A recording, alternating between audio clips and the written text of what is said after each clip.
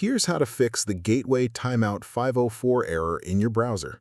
Open Chrome and click the three dots in the top right, go to Settings, then Privacy and Security, then Third-Party Cookies, then see All Site Data and Permissions.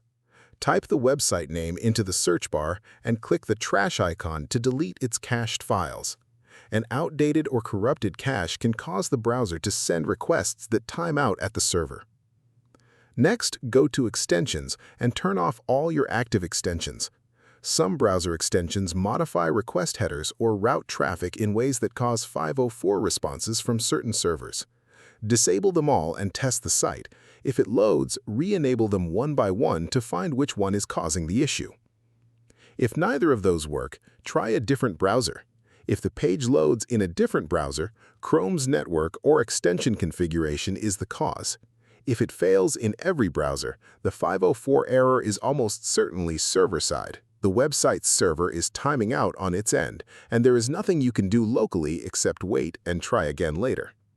If this helped you out, hit that subscribe button for more straight-to-the-point tutorials on Step by Click.